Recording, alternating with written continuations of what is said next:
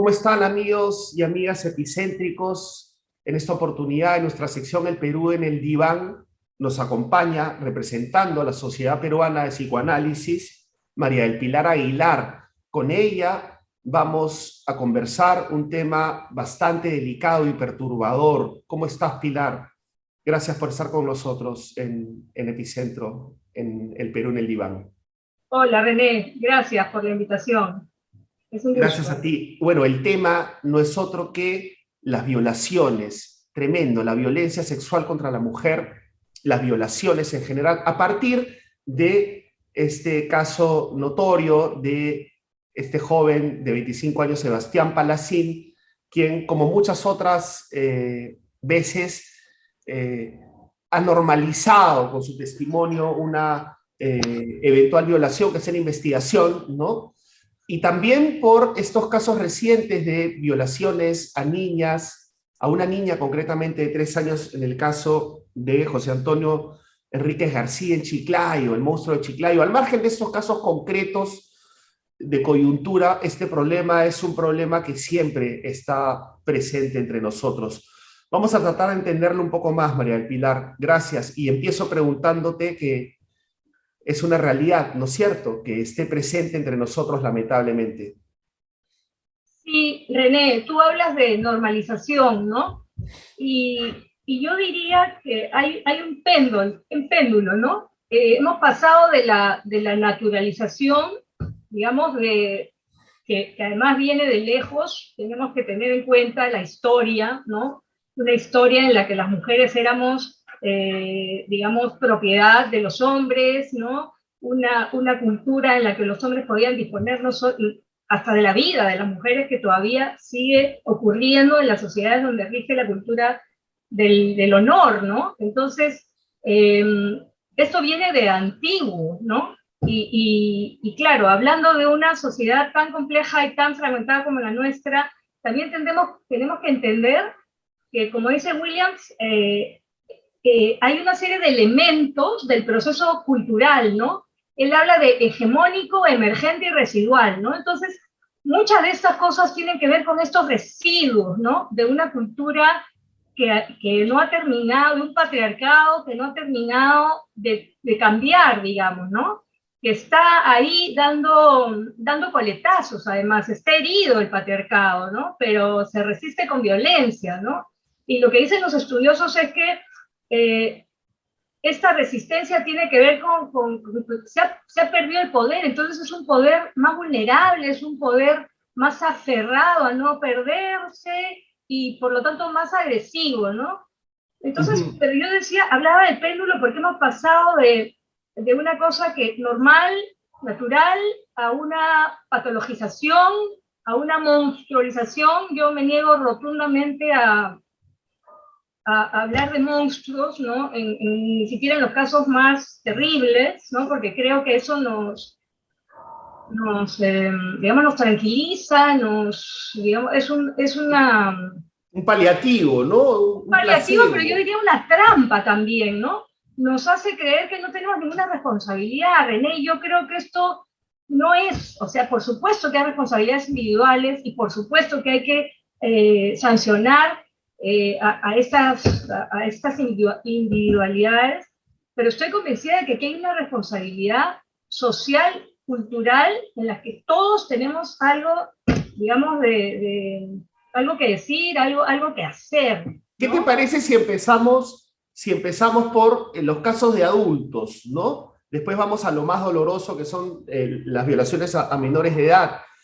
A partir de esta declaración de este chico, Sebastián Palacín, pero que es solamente una muestra más de muchas otras manifestaciones, sin individualizar. Te Mm. pregunto, se escucha en las redes sociales, han habido testimonios varios, no solo aquí, sino en todo el mundo, de personas que describen cómo literalmente o en la práctica violan a una mujer y se jactan de haberla violado porque estaba borracha, estaba sedada y lo cuentan, ¿no? Eso síntoma de que es que alguien pueda contar abiertamente que ha dispuesto de la voluntad de una mujer para penetrarla. Mira, ahí hay varias cosas, ¿no? Rita Segato habla de que en la violación hay como un mensaje, ¿no? Y ella habla de un mensaje en el eje vertical, que sería como un mensaje a las mujeres, ¿no? Estábamos hablando de cómo el patriarcado está herido de muerte, pero se resiste, ¿no? Y cómo estas expresiones, estos actos también hablan de eso, ¿no? Cómo resistimos, ¿no? Entonces habría un eje, un mensaje que tiene que ver, un mensaje a las mujeres, ¿no? Y ella dice, es un mensaje moral, ¿no? El violador es un moralizador. El violador le dice a la mujer dónde tienes que estar, ¿no? ¿Dónde te toca? ¿Cuál es tu rol? Entonces, no puedes estar en la calle, no puedes usar determinada ropa, no puedes ser igual que nosotros, no puedes tomar nuestro lugar, ¿no? Tú tienes un lugar y ahí te tienes que quedar. Ese sería el mensaje del violador, ese sería el O sea, mensaje. no pasa por, o sea, mucha gente piensa que es simplemente producto de una calentura, de un deseo sexual incontrolable, es mucho más que eso. Mira, yo estoy convencida y coincido con muchos de los estudiosos del tema, que aquí no hay un tema de placer sexual, lo que hay es un tema de poder, ¿no? Y el poder se ejerce de esa manera. Yo estoy de acuerdo con Rita Segato cuando dice que hay un mensaje, ¿no? Una dimensión expresiva en la violación, ¿no? Y entonces, claro, hablábamos de este mensaje a las mujeres, pero que habría un mensaje a los hombres, ¿no? Como diciendo, mira, esto se puede, ¿no? Esto somos, esto se puede, teníamos un lugar, teníamos un poder, eh, Ejerciendo. sigámoslo usando, ¿no? Es como compartimos, claro, estamos hablando de un grupo que comparte un imaginario de género determinado, ¿no? Este imaginario que dice que las mujeres somos todavía de segunda, que somos objetos disponibles, que se pueden apropiar de nuestros cuerpos sin pedir permiso y sin esperar nuestro consentimiento, ¿no? Claro, claro, hay mucho más ahí, mucho más, claro, estos mensajes, pero entramos al terreno del consentimiento, esta zona gris del consentimiento. Disculpa, de pronto tú me puedes decir, no, René, nada de zona gris, ¿no? Aquí no hay zonas grises, pero igual te planteo la pregunta, porque, y corrígeme si me Yo equivoco. creo que puede haber una zona gris en el sentido de que una chica puede estar, digamos, con la censura relajada, puede haber tomado alcohol, puede, digamos, querer, ¿no? En un momento determinado, pero basta con que en cualquier momento de ese encuentro la chica diga, ya no, o no quiero, o eso no quiero, o aquí no quiero, o lo que sea, ese no tiene que ser tomado absolutamente en cuenta, como con mayúsculas y luminosas, ¿no? Entonces, yo creo que por supuesto que hay una zona gris de cada uno, ¿no? Una mujer puede fantasear inclusive con cosas, pero no necesariamente querer que ocurran, ¿no? Y ese no de la mujer, de la chica, de la joven, tiene que ser absolutamente respetado. Yo acabo de terminar de ver una serie que se llama Anatomía de un escándalo, creo, ¿no? Y es Ujú, bien en Netflix. interesante porque además hay toda una discusión y una argumentación jurídica y un juicio, ¿no? La chica entra a un ascensor con un amante, con un examante, y entonces hay un encuentro ahí, hay una, digamos, se desata, ¿no? El deseo y empiezan a tocarse, pero en un momento la chica dice, aquí no, bastaría que ella dijera, aquí no, puede ser que sí quiera, pero no aquí, era un asesor. O quería, pero ya no quiero. Ese no tiene que ser absolutamente respetado, René.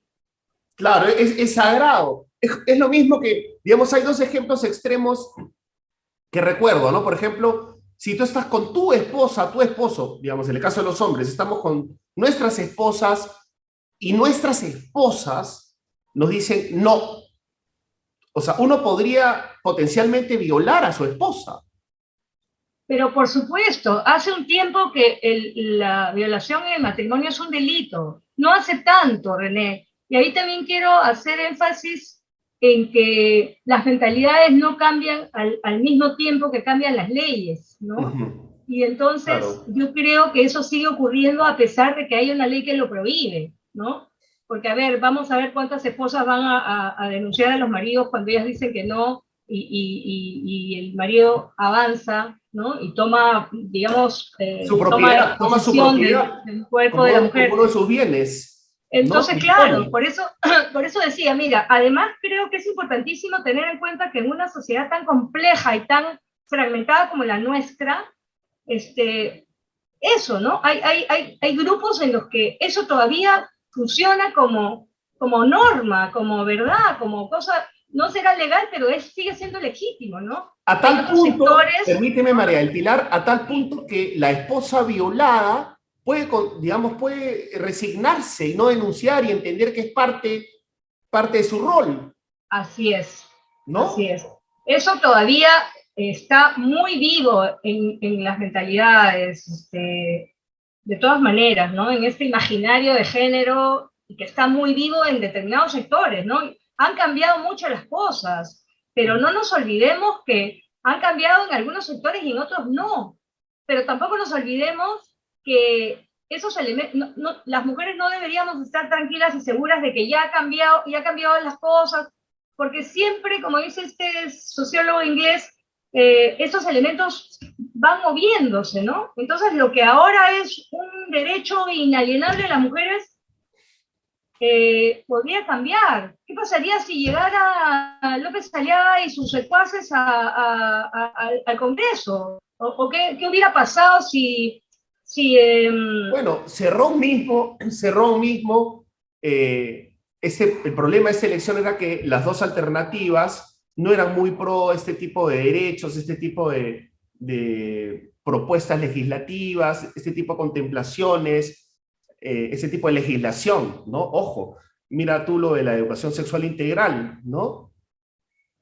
claro, los sectores conservadores, la iglesia más atávica, la iglesia evangélica, están tomando un montón de campo, ¿no? Y Ujú. están en peligro, en riesgo, una serie de cosas valiosísimas y un montón de avances que hemos conseguido y que se ha conseguido gracias a los esfuerzos del movimiento feminista en el mundo, en el Perú, Ujú. ¿no? Claro, claro que sí. Para terminar el tema de los adultos, incluso un ejemplo, también otro ejemplo extremo, uno también puede violar a una prostituta, digamos, ¿no? O sea, ese es otro caso en el cual también las mujeres violadas tienen todas las de perder, ¿no? Porque es bien difícil que el sistema le crea a una prostituta que ha sido violada por su cliente. Por eso, René, yo creo que esto de individualizar el tema, que como digo, hay que individualizar y hay que sancionar, o echarle la culpa a los jueces, es una responsabilidad de la sociedad toda, porque esto de pretender que el derecho resuelva un fenómeno social tan complejo es absurdo. El derecho no puede. Esto tiene que ser un tema de políticas públicas a todo nivel, educación, publicidad, leyes, en fin, en todos los sectores, ¿no? Porque si no, no hacemos nada, pretendiendo que si La pena elevamos de las muerte, porque penas, se habla mucho de la, la pena de muerte, no un control policíaco solamente así es. punitivo el asunto, ¿no? Así es, si nosotros ponemos pena de muerte y matamos a algunos, las estructuras de la sociedad van a seguir generando esos violadores, esos maltratadores, en fin, tiene que ver con nosotros como sociedad, qué hacemos, qué dejamos de hacer. Acá hay un tema muy importante también, ¿no? Porque desde el psicoanálisis plantea que desde muy temprano la ley tiene que ser incorporada en nuestra mente, ¿no? El derecho forma parte de nuestro aparato psíquico, porque la primera ley es una ley en la que el tercero, o quien cumple la función paterna, le dice al niño que está muy pegadito a la madre, le dice, aquí somos tres, esa madre no es solo para ti, aquí esa madre es madre de otros hijos, esa madre es mi pareja, esa madre es, qué sé yo, pues periodista, médica, lo que fuere. Entonces hay otras cosas que le van a demostrar a ese niño que no puede ser todo para nadie y que nadie puede ser todo para él. Entonces ahí entra, digamos, la primera legalidad, ¿no? Y entonces se inscribe en la mentalidad, en el psiquismo de ese niño o de esa niña y acepta la falta, acepta que no todo se puede. pero algo está pasando pues en nuestras sociedades, que está fallando radicalmente esa función de poner el límite, de que esa persona que va a salir al mundo, a la cultura, acepte que no se puede todo, acepte que hay que renunciar para vivir en comunidad, para vivir en familia, hay que renunciar a nuestras pulsiones agresivas y sexuales para poder vivir en comunidad. Entonces, algo está fallando radicalmente, No, ¿no? claro, y vamos a llegar al punto de la educación sexual integral casi al final de esta conversación, pero lo que te quería preguntar también es sobre, pasamos de la zona gris del consentimiento a la zona gris de la salud mental también. O sea, digamos, hay muchas personas que dicen, no, no justifiques a esta persona hablando de un trastorno porque lo vas a revestir de cierta impunidad, ¿no? Por alguna supuesta condición mental, pero ahí también hay una frontera. Hay personas que están realmente trastornados y son inimputables legalmente, que pueden cometer ese tipo de actos, pero otros no. ¿Eso cómo se determina? Y en todo caso, el solo hecho de violar puede ser que seas una persona con un trastorno que no te convierte en inimputable, ¿no? Bueno, lo que pasa es que si nosotros de verdad creemos que todos los que violan o todos los que matan tienen un trastorno y son inimputables, imagínate, nadie sería imputable. No, Porque claro, por supuesto. también quería hablar de un tema que me parece clave, ¿no? Cómo nos escandalizamos de algunas cosas y no nos escandalizamos de otras, ¿no? Nos escandalizamos de la violación de la niña de Chiclayo, pero no nos escandalizamos del fenómeno generalizadísimo del incesto, de cómo las niñas y los niños también son víctimas de violencia sexual en las familias por los seres más cercanos. Claro, Entonces, la mayoría de los casos de violación, el 73%, según las cifras que tengo acá del Instituto Nacional de Estadística, son dentro del hogar. Así es. Entonces, la ley se inscribe en nuestro psiquismo porque hay estos primeros objetos de amor que nos cuidan, que nos quieren, que nos proveen, siempre y cuando ellos también estén inscritos en una legalidad, siempre y cuando ellos también sean respetuosos de la legalidad y de la diferencia, ¿no? Yo soy el padre, tú eres el hijo, yo soy la madre, tú eres la hija, yo soy el padre, tú eres la hija, aquí no se puede, ¿no? Contigo, esto de la legalidad de la sexualidad también, que se incorpora desde muy temprano, entonces, ¿qué cosa está fallando en la sociedad? ¿Qué cosa está fallando en muchas familias? ¿Qué cosa está fallando en el mundo entero? Que esto es cada vez mayor y más grave, ¿no? No solamente la violencia sexual, la violencia general, ¿no? Hay un fenómeno de transgresión generalizada, ¿no? Y entonces tenemos que Sí, pensar qué cosa está fallando con nosotros, que hay todo este desborde de pulsiones sexuales y agresivas que no tienen freno, ¿no? Y también tendríamos que preguntar por qué algunos frenamos, ¿no? ¿Qué cosa funciona y qué cosa no funciona? Para ver qué hacemos en términos de políticas públicas, de qué sé yo, de concientización en la familia, en las bueno, madres lo solas, en las primero que se familias me precarias. ocurre, lo primero que se me ocurre, lo que está a la mano, digamos, en términos de política pública, lo primero que se me ocurre es la educación sexual integral, frente a la cual hay muchos opositores en el Congreso, muchos opositores políticos. A este gobierno, a la oposición le interesa mucho la educación sexual integral, eso es una verdad. Entonces, ¿te parece que ese sería el eje, digamos, el pilar por el cual comenzar o no? Bueno, yo creo que eso es imprescindible, pero que habría que comenzar antes, Ujú. René, porque yo creo que eso tiene que quedar bien claro. Tiene que inscribirse esta ley primera muy pronto, ¿no? Entonces hay que ver cómo están las familias, qué pasa, qué madres están solas, qué familias, qué apoyos, en fin, qué pasa con el tercero que no funciona, ese tercero que tiene que ayudar a inscribir la ley y que además es representante de lo que pasa en lo público, ¿no? El Estado que no funciona como tercero, el Estado, el Poder Judicial, que es representante de este Estado y de ese tercero que Policía, tampoco funciona. claro. Y claro, le tiramos toda la responsabilidad a Castillo, pero Castillo es nada más y nada menos que el representante de un Estado que no funciona. No, Que no claro, ¿no? Y protege. estas cifras terribles aumentan si pero es como la delincuencia común, ¿no? En todas las gestiones hay estos casos. El caso de este señor de Chiclayo con una niña de 3 años no es el último, lamentablemente, tampoco es el primero. O sea, siempre hemos tenido este tipo de historias, ¿no? Y no entiendo esa parte cuando dices la ley primera antes de la educación sexual integral, digamos. No, lo que te digo, esta incorporación de la ley en la casa, Ok, ¿no? ok.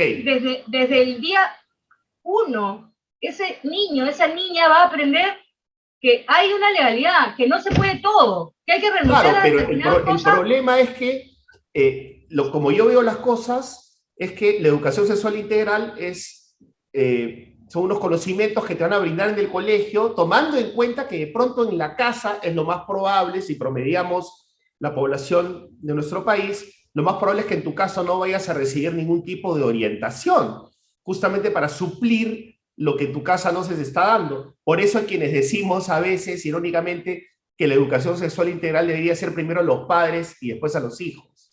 También, Digamos. también, por supuesto. Tú sabes que en Francia, por ejemplo, se empezó a impartir educación sexual desde muy temprano, desde los años iniciales de la escolaridad, y la violencia sexual disminuyó muchísimo. Pero acá, como digo, ¿no? El regreso, el retorno de esto más oscuro, de esto más atávico, de las iglesias más tradicionales, ¿no? Está impidiendo que eso Una política pues, pública bien no, desarrollada, sí. por supuesto, que no solo se haga en edades más adelantadas, sino desde muy chiquitos, ¿no? Los niños tienen que aprender determinadas cosas que, como tú mismo dices, en muchas casas no se aprenden, ¿no? O no solo no se aprenden, sino que ocurren cosas contrarias a esto que les van a enseñar, ¿no? Claro, o Porque sea, es hablamos como del que no, incesto. mejor con mis hijos no te metas, justamente, ¿no? Con mis hijos no te metas, no le hables de sexualidad, eso me encargo yo, y ahí entramos Así a un es. círculo vicioso. Claro, pero es un círculo efectivamente vicioso, ¿no? Donde hay partes oscuras, intereses oscuros, permanentes, ¿no? Casi, casi como lo que decíamos esto de con mis hijos no te metas es casi, casi volver a la época donde el pater familias decidía la vida y la muerte de todos, ¿no? Yo hago lo que quiero, yo soy el padre y entonces yo puedo disponer también de mis hijas, yo puedo iniciarlas sexualmente. Y eso Sí, es no, no, tremendo. terrible, Y el problema ¿no? es que creen que están defendiendo más bien la parte buena del asunto, cuando no Por es eso, así, ¿no? por eso Ese es creo el que hay que hacer problema. un trabajo muy, muy interdisciplinario, muy desde diversos campos, la publicidad, los mensajes Ujú. culturales, ¿no? Eso tendría que Sí. estar En puesto en boga, la tendría que estar mesa. así de manera súper intensa, por Pero supuesto, pero si seguimos viendo todo el tiempo publicidad donde los hombres están sentados en la mesa y las mujeres están moviendo las ollas o hablando con esos sujetos que representan al ayudín o al zapolio o lo que sea, no vamos a avanzar demasiado. sí, sí, pues, eso es verdad, lamentablemente. Ahora, nos quedan algunos minutos, no puedo desaprovechar esta entrevista para preguntarte qué hay en la mente, ¿no? Porque esto es el lado oscuro, ¿no? El lado demoníaco, por decirlo de una manera, del ser humano.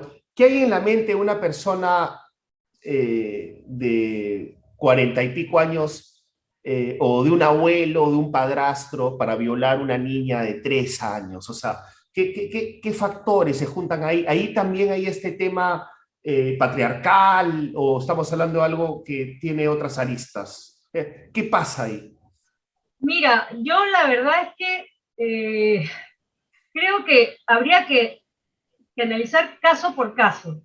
Uh -huh. René, porque podría tratarse efectivamente de un pederasta, de un perverso, podría tratarse simplemente digo, ¿no? De estas personas que todavía tienen tan instalado esto de que el padre decide la vida y la muerte de todo el mundo, que puede disponer del cuerpo de las mujeres, que puede violar a la esposa, todas esas cosas de las que hemos estado hablando, ¿no? Uh -huh. Sí, entonces pero habría que diferenciar. Yo creo que esto es multicausal, ¿no? Que tenemos que entender que aquí pasan un montón de cosas, no sabemos de qué se trata cada uno porque no hemos tenido la oportunidad de entrevistarlo, de conocerlo. Desgraciadamente los medios lo único que hacen es qué sé yo, pues describir con morbo enorme, pero no hay un análisis, ¿no? A nadie se le ocurre hacer un estudio, saber de dónde viene, qué le pasó, qué no le pasó, no para justificar, no para reducir la sanción, simplemente para entender, para poder acercarnos un poco más y poder pensar en soluciones, ¿no? Claro, Pero además creo que hay algo que decir desde el psicoanálisis, que todos estamos, digamos, todos estamos hechos de este material, ¿no? Que tenemos pulsiones de vida y pulsiones que son pulsiones constructivas, que son pulsiones que ligan, pero también de pulsiones de muerte, René, ¿no? Y que son las pulsiones destructivas, porque entonces ahí también tendríamos que pensar qué pasa con esto, ¿no? Porque, a ver, este chico Palacín que difunde lo suyo en el... Por supuesto que tiene que ver con los TikTok. mensajes y todo, o quien viola, o estos chicos que violaron en La Molina, que violaron, hay algo de la pulsión destructiva muy a flor de piel, porque si no, ¿cómo te explicas que siendo universitarios, que teniendo una situación determinada, en realidad están yendo de frente o a morir donde hubiera pena de muerte o a purgar Ah, 20 o 30 años de cárcel en cárceles infrahumanas, ¿no? Entonces, ahí también hay que pensar, ¿no? ¿Qué pasa en las mentes de algunas personas que no frenan, ¿no? ¿Qué cosa falló al comienzo y qué cosa sigue fallando? Y otro tema importantísimo es falla porque se puede, ¿no? Porque se puede, porque hay impunidad, porque hay como un doble mensaje, un doble estado, una doble forma de hacer las cosas, ¿no? Por un lado yo te dejo para que las pulsiones salgan ahí, sobre todo de los olvidados, de los excluidos, y por otro lado sí, aumento las penas, ¿no? Porque ahí también hay una selectividad de los organismos judiciales, ¿no? No todos los que violan están presos, no todos los que matan están presos, no todos, como te decía, ¿no? La pederastía la vemos en este hombre de Chiclayo y nos escandalizamos, pero ¿y los pederastas de la iglesia? ¿Cuánto cuesta que la iglesia asuma, que la iglesia pida perdón, que la iglesia reconozca, ¿no? Entonces, no, este sí. tema, René, es un tema complicadísimo. Ah, pero no quería olvidarme de una pregunta que tú me hacías, ¿no? Lo de ¿Consentimiento? no, el psicoanálisis dice que todos tienen que responder. O sea, aquí no hay que tienes un trastorno, que es algo que seas un psicótico crónico que no puede hablar. Pero aquí el psicoanálisis plantea que todos tienen que responder a la ley. Todos tienen que dar la cara y además yo creo que el sistema judicial debería poder ayudar a que entiendan.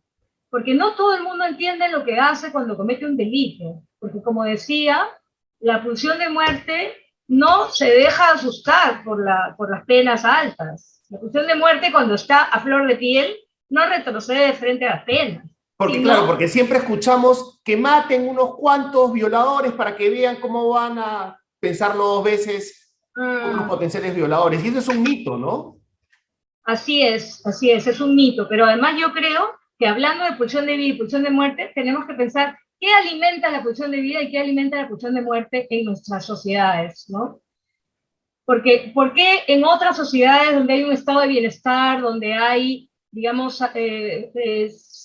satisfacción de una serie de necesidades, qué tiene que ver la ira? ¿Qué tiene que ver la rabia? ¿Qué tiene que ver eso de ser excluido? Porque claro, tú renuncias, el niño desde chiquitito renuncia a una serie de cosas por amor, ¿no? Yo no puedo darme el lujo de que me dejen de querer porque soy muy chiquito y soy muy vulnerable, ¿no? Y en las sociedades pasa lo mismo, ¿no? Yo cuido porque siento que me dan, ¿no? Que hay una reciprocidad, que me protegen, que tengo salud, que tengo educación, que tengo algunas de las necesidades cubiertas. ¿Y qué pasa con los sectores tan gruesos y tan grandes donde hay pura rabia, pura frustración, Y pura... además, y hay una convivencia, digamos, atiborrada, ¿no? O sea, están por la pobreza, muchas personas duermen juntas, ¿no? O Así sea, es, es así bien es, complicado, es como así un es. caldo de cultivo para eso, ¿no? Y la pandemia arrojó incrementó las cifras también, María del Así Pilar. O sea, es, las eso es cifras tremendo. de violencia en general, ¿no? Eso es Entonces, sí, tremendo. mira cómo coincidimos en que es un tema complejísimo, es un tema que necesita desesperadamente que todos los campos se unan para poder pensar y para poder diseñar determinadas políticas públicas urgentes, ¿no? Claro que sí, y este es un pequeño aporte, se nos queda corto el tiempo para variar, un tema tan complejo, pero yo quería agradecerte, María del Pilar, por habernos ayudado a aproximarnos desde el punto de vista del psicoanálisis a este lado oscuro de la humanidad, ¿no? Que Mm, existe, ¿no? Y por último, lo último que te quiero preguntar de nuevo es que tenemos que entender que esto vive entre nosotros, ¿no? No así podemos es. lamentablemente eliminarlo, ¿no? Así es, son parte nuestra, nadie, no vienen de Júpiter, ¿no? Todos son parte nuestra y es un síntoma de nuestra sociedad, un síntoma de lo que falla, ¿no? Y es momento que todos tengamos que mirar lo que hemos estado dejando de ver, ¿no? Y también la parte de precaución, ¿no? O sea, mientras no seamos capaces de hacer un giro educacional o ver los resultados de alguna política pública, también hay que cuidar mejor a nuestros hijos, nuestros niños, nuestras niñas, ¿no? Porque, digamos, no podemos por el hecho de no. En realidad, yo tendría que vivir en una sociedad donde mi hijo no esté en peligro, pero lamentablemente hay peligros para nuestros hijos y hay que estar atentos, pues no lo podemos dejar así nomás con cualquiera, ¿no? Así es, cuidar a los niños, pero también cuidar a las madres, René, ¿no? Cuidar a las Claro. madres, cuidar a los padres, acompañar a las madres y a los padres, ¿no? Ujú. Porque las cosas están totalmente de cabeza, ¿no? Elisa Rubinesco tiene un libro que se llama La familia en desorden, ¿no? Y efectivamente, todo está en desorden, la parentalidad está también perdida, extraviada. Entonces, ahí también hay que hacer una serie de cosas que son imprescindibles, ¿no? Por supuesto. María del Pilar, muchísimas gracias. Gracias por Muchas estar en el gracias a ti, Perú en el René, diván. por la labor que haces, por los temas en los que te involucras. Muchas gracias, ha sido un gusto estar contigo esta mañana. Igualmente, muchísimas gracias y hasta una próxima oportunidad. Gracias. Bien, Chao. amigos, eso fue la sesión de hoy de El Perú en el diván. Hasta pronto.